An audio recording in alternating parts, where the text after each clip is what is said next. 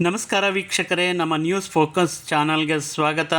ಮತ್ತೊಂದು ಘಟನೆ, ಮತ್ತೊಂದು ದಿನ, ಮತ್ತಷ್ಟು ನೇರ ಪ್ರಪಂಚದಲ್ಲಿ ಈ ಇಡೀ ಜಗತ್ತೇ ಬಿಚ್ಚಿ ಬೀಳಿಸುವಂತಹ ಒಂದು ಘಟನೆ ನಮ್ಮ ಬೆಂಗಳೂರು ನಗರದಲ್ಲಿ ನಡೆದಿದೆ. ಪತ್ನಿಯೇ ಗಂಡ ಮತ್ತು ಮಗವನ್ನು ಕೊಂದಂತಹ ಆರೋಪ, ಮನೆಯೊಳಗೆ ನಡೆದಿರುವಂತಹ ಒಂದು ಭೀಕರ ಘಟನೆ.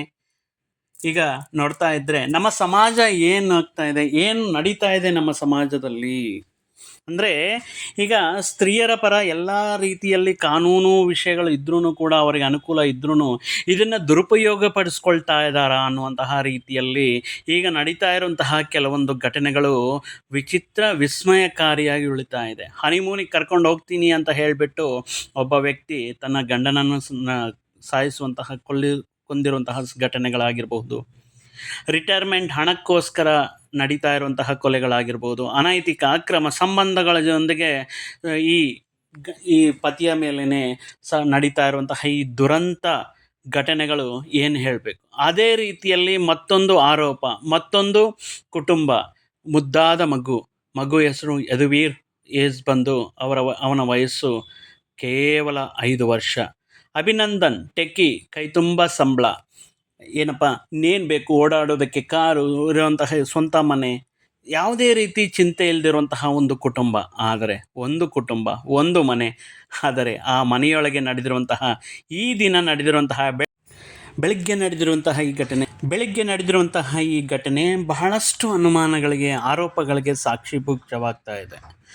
ಏನು ಇದು, ಏನು ನಡೀತಾ ಇದೆ? ವೈವಾಹಿಕ ಜೀವನದಲ್ಲಿ ಹೊಸದಾಗಿ ಬರ್ತಾ ಇರುವಂತಹ ತಾಂತ್ರಿಕತೆಯನ್ನು ಉಪಯೋಗಿಸಿಕೊಂಡು ಈಗ ಯಾವಾಗಲೂ ಕಳೆದೋಗಿರುವಂತಹ ಫ್ರೆಂಡ್ಸ್ನ ಮತ್ತೆ ಅವರ ಜೀವನದಲ್ಲಿ ಆಹ್ವಾನ ಮಾಡಿ ಈ ರೀತಿ ಘಟನೆಗಳಿಗೆ ಕಾರಣವಾಗ್ತಾ ಇದೆಯಾ?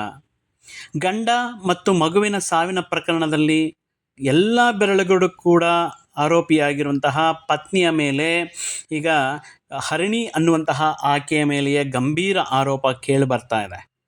ಕುಟುಂಬದೊಳಗಿನ ಕಲಹ, ಅನುಮಾನ, ಹಣಕಾಸಿನ ವಿಚಾರಗಳು ಅಥವಾ ಬೇರೆ ಯಾವುದಾದ್ರೂ ಕಾರಣ ಆಗಿರಬಹುದು. ಈ ಘಟನೆಗೆ ಕಾರಣವಾಗಿದೆಯೇ ಅನ್ನುವಂತಹ ಪ್ರಶ್ನೆ ಇದೀಗ ಎಲ್ಲರ ಮನಸ್ಸಲ್ಲೂ ಇದೆ. ಇದೀಗ ಪೊಲೀಸರ ತನಿಖೆಗೆ ಕೂಡ ಇದು ಕೇಂದ್ರ ಬಿಂದುವಾಗಿದೆ. ಆದರೆ ಅಲ್ಲಿಗೆ ಸ್ಥಳಕ್ಕೆ ಹಾಜರಾಗಿರುವಂತಹ ಅಭಿನಂದನ್ ತಾಯಿ ಹೇಳ್ತಾ ಇರುವಂತಹ ವಿಷಯ ಏನು ಅಂದರೆ, ಇತ್ತೀಚೆಗೆ 2 ತಿಂಗಳ ಮುಂಚೆ ಆಲ್ರೆಡಿ ಒಂದು 2 months ಹರಿಣಿ ಅನ್ನುವಂತಹಕ್ಕೆ ತನ್ನ ಗಂಡನನ್ನು ಬಿಟ್ಟು, ಮಗುವನ್ನು ಬಿಟ್ಟು 2 ತಿಂಗಳ ಕಾಲ ನಾಪತ್ತೆಯಾಗಿದ್ದರು. ಅದು ಯಾರ ಜೊತೆ ಹೋಗಿದ್ದರು ಅನ್ನೋದು ಇಲ್ಲಿಯವರೆಗೂ ಕೂಡ ಅದು ಒಂದು ನಿಗೂಢ ಪ್ರಶ್ನೆಯ ರಹಸ್ಯವಾಗಿ ಉಳಿದಿದೆ. 1 ವಾರದ ಕೆಳಗಡೆನೆ ಈ ಕುಟುಂಬವನ್ನು ನೋಡಲಿಕ್ಕೆ ಬಂದಿರುವಂತಹ ಅವರ ತಾಯಿಗೆ ಬಸ್ ಹತ್ತಿಸುವಂತಹ ಸಂದರ್ಭದಲ್ಲಿ ಅಭಿನಂದನ್ ಹೇಳಿರುವಂತಹ ಕೆಲವೊಂದು ವಿಷಯಗಳು ಕೂಡ ಈಗ ಆ ಹರಿಣಿಯಂತೆ ಎಲ್ಲ ರೀತಿ ಆರೋಪಗಳು ಬರುವಂತಹ ಸಾಕ್ಷಿಕರ್ತಕ ಆಗ್ತಾ ಇದೆ. ಏಕೆಂದರೆ ಅವಳು ಬದಲಾಗುವುದಿಲ್ಲ, ನನ್ನ ಜೀವನ ಇದೇ ರೀತಿ ಇರುತ್ತೆ, ಆದರೆ ನಮ್ಮ ಜೀವನವನ್ನು, ನಮ್ಮ ವೈವಾಹಿಕ ಜೀವನವನ್ನು ಸರಿ ಮಾಡಿಸಿಕೊಳ್ಳೋದಕ್ಕೆ ನನಗೆ ಸ್ವಲ್ಪ ಸಮಯ ಬೇಕು. ನೀವು ಯಾವುದೇ ರೀತಿಯಲ್ಲಿ ಈ ವಿಷಯದಲ್ಲಿ ಇನ್ವಾಲ್ವ್ ಆಗಿ ನೀವು ಟೆನ್ಷನ್ ತಗೋಬೇಡಿ ಅನ್ನುವಂತಹ ಅಭಿನಂದನ್ ಹೇಳಿಕೆ. ಈಗ ಹೇಳಿರುವಂತಹ ಅಭಿನಂದನ್ ಈ 1 ವಾರದ ಕೆಳಗಡೆ ತಮ್ಮ ತಾಯಿಯ ಜೊತೆಗೆ ತನ್ನಲ್ಲಿರುವಂತಹ ಈ ರೀತಿ ಭಯ, ಆತಂಕವನ್ನು ವ್ಯಕ್ತಪಡಿಸ್ಕೊಂಡಿರ್ತಾರೆ. ಆದರೆ ನಿನ್ನೆ ರಾತ್ರಿ ನಡೆದಿರುವಂತಹ ಈ ಘಟನೆಯಲ್ಲಿ ಒಂದು ಪಕ್ಕದ ಕೋಣೆಯಲ್ಲಿ ಮಲಗಿರುವಂತಹ 5 ವರ್ಷದ ಮುದ್ದಾದ ಮಗು ಈ ಸಮಾಜದಲ್ಲಿ ಏನೂ ಅರ್ಥವಾಗದೇ ಇರುವಂತಹ ಸಂದರ್ಭಗಳಲ್ಲಿ ಮೃತಾವಸ್ಥೆಯಲ್ಲಿ ಇರ್ತಾರೆ.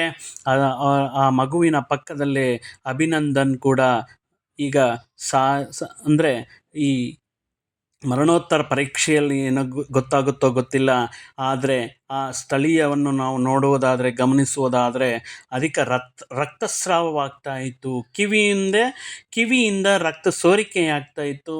ಸೊ ಆದ್ದರಿಂದ ಇದು ಮತ್ತಷ್ಟು ಅನುಮಾನಗಳಿಗೆ ದಾರಿ ಮಾಡಿಕೊಡ್ತಾ ಇದೆ ಅನ್ನುವಂಥದ್ದು.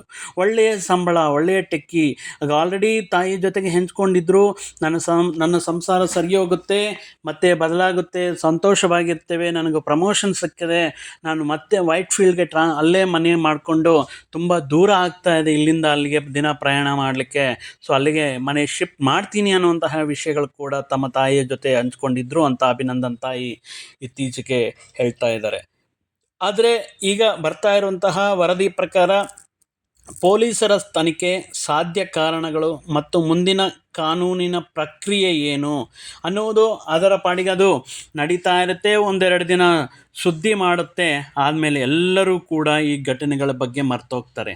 ಆದರೆ ಏನಕ್ಕೆ ಈ ರೀತಿ ವೈವಾಹಿಕ ಜೀವನದಲ್ಲಿ ಏರುಪೇರುಗಳು, ಅನೈತಿಕ ಸಂಬಂಧಗಳ ಅಥವಾ ವ್ಯಾಮೋಹನ, ಆಕರ್ಷಣೆಯನ, ಹಣದ ಕೊರತೆಯ, ಏನಕ್ಕೆ ಈ ರೀತಿ ಪ್ರತಿಯೊಂದು ವಿಷಯದಲ್ಲಿ ಬಹಳಷ್ಟು ಜನಗಳು ಈಗಾಗಲೇ ಈ ರೀತಿ ಈ ವಿವಾಹದ ವ್ಯವಸ್ಥೆಯ ಬಗ್ಗೆ ವಿಮುಖತೆ ತೋರಿಸ್ತಾ ಇದ್ದಾರೆ, ನಂಬಿಕೆಯನ್ನು ಕಳ್ಕೊಳ್ತಾ ಇದ್ದಾರೆ. ನಮ್ಮ ಭಾರತ ಹಿಂದೂ ಧರ್ಮಶಾಸ್ತ್ರದ ಪ್ರಕಾರ ವಿವಾಹಕ್ಕೆ ಇರುವಂತಹ ಮೌಲ್ಯ ಈ ರೀತಿ ಘಟನೆಗಳಿಂದ ದಿನದಿಂದ ದಿನಕ್ಕೆ ಕಮ್ಮಿ ಆಗ್ತಾ ಇದೆ.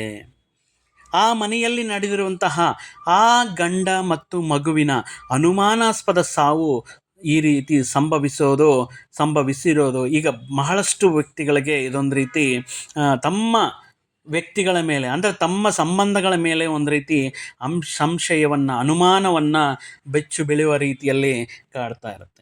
ಮೊದಲಿಗೆ ಇದು ಸಹಜ ಸಾವ ಅಥವಾ ಬೇರೆ ಕಾರಣದಿಂದ ಸಂಭವಿಸಿದ ಘಟನೆ ಎಂದು ಭಾವಿಸಲಾಗುತ್ತದೆ.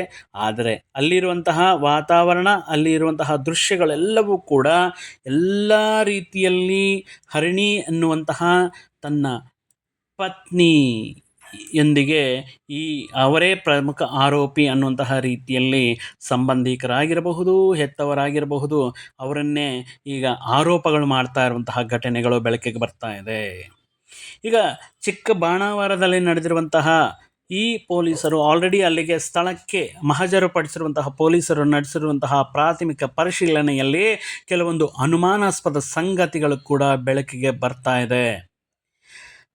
ಆದರೆ ಈಗ ಏಕಾಏಕಿ ಅವರನ್ನೇ ಅಕ್ಯೂಸ್ಡ್ ಅಥವಾ ಅವರನ್ನೇ ಆರೋಪಿ ಅಂತ ಹೇಳಲಿಕ್ಕೆ ಸಾಧ್ಯ ಇಲ್ಲ. ಮನೆಯಲ್ಲಿ ಇದ್ದವರ ಹೇಳಿಕೆಗಳು, ಘಟನೆ ನಡೆದಿರುವಂತಹ ಸಮಯ, ಘಟನೆ ನಡೆದಿರುವಂತಹ ಸ್ಥಳ, ಆ ಮನೆಯ ಪರಿಸ್ಥಿತಿ ಮತ್ತು ಲಭ್ಯವಾಗಿರುವಂತಹ ಸಾಕ್ಷ್ಯಗಳನ್ನು ಪೊಲೀಸರು ಈಗಾಗಲೇ ಪರಿಶೀಲನೆ ಮಾಡೋದಕ್ಕೆ ಆರಂಭ ಮಾಡಿದ್ದಾರೆ. ಮತ್ತು ಈ ವಿಷಯಕ್ಕೆ ಏನು ಕಾರಣವಾಗಿರುತ್ತೆ?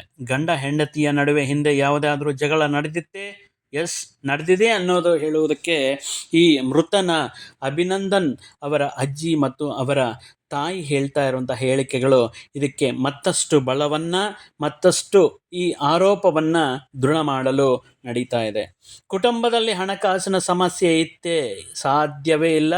ಯಾಕಂದರೆ ಇವರಿಗೆ ಬರುವಂತಹ ಸಂಬಳದಿಂದ ತಮ್ಮ ಕುಟುಂಬವು ಕೂಡ ತುಂಬ ಅದ್ಭುತವಾಗಿ, ಅನ್ಯೋನ್ಯವಾಗಿ, ತುಂಬ ಮುದ್ದಾದವಾಗಿರುವಂತಹ ಕುಟುಂಬ. ಯಾವುದೇ ರೀತಿ ಹಣಕಾಸಿನ ಸಮಸ್ಯೆಗಳಿರುವುದಕ್ಕೆ ಚಾನ್ಸ್ ಇಲ್ಲ. ಯಾರಾದರೂ ಬೆದರಿಕೆ ಹಾಕಿದ್ದರೆ ಅನ್ನುವಂತಹ ವಿಷಯಗಳು ಈಗಾಗಲೇ ಗೊತ್ತಾಗ್ತಾ ಇದೆ. ಯಾಕಂದರೆ ಪತ್ನಿ ಮೇಲೆ ಎಲ್ಲ ಆರೋಪಗಳು ಬರುವಂತಹ ಸಂದರ್ಭಗಳಲ್ಲಿ ಈ